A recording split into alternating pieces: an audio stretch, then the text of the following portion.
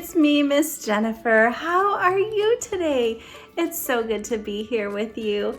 I brought a friend and his name is Hamilton. On the count of 3, will you help me call to Hamilton? 1, 2, 3. Hamilton! Oh, Hamilton, there you are. It's so good to see you today. Hamilton brought something special for us to watch that will help us explain the big God story today. Let's watch.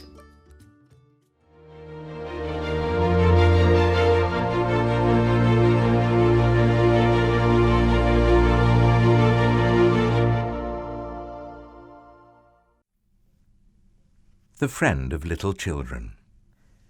Jesus' friends were arguing. Who was the most important helper in God's kingdom? They wanted to know. I am, James said. No, you're not, said Peter. I am. Nonsense, Matthew said. I'm the cleverest. No, you're not. Yes, I am. Yes, no, I am. Yeah. This silliness went on and on like that for some time. You see, Jesus' friends had started thinking they had to do something to make themselves special to Jesus, that if they were the cleverest or the nicest or something, Jesus would like them best.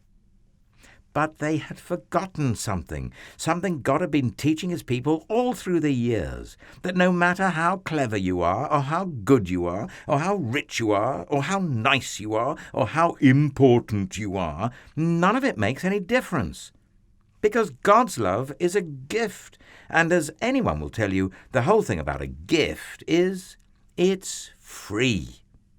All you have to do is reach out your hands and take it. So while Jesus' friends were arguing, some people who knew all about getting gifts, in fact, you might say they were gift experts, had come to see Jesus. Who were they? They were little children. Jesus' helpers tried to send them away. Jesus doesn't have time for you, they said. He's too tired. But they were wrong. Jesus always had time for children. Don't ever send them away, Jesus said. Bring the little ones to me. Now, if you had been there, what do you think? Would you have had to line up quietly to see Jesus? Do you think Jesus would have asked you how good you'd been before he'd give you a hug? Would you have had to be on your best behavior and get dressed up and not speak until you're spoken to? Or would you have done just what these children did, run straight up to Jesus and let him pick you up in his arms and swing you and kiss you and hug you and then sit you on his lap and listen to your stories and your chats? You see, children loved Jesus, and they knew they didn't need to do anything special for Jesus to love them. All they needed to do was to run into his arms. And so that's just what they did.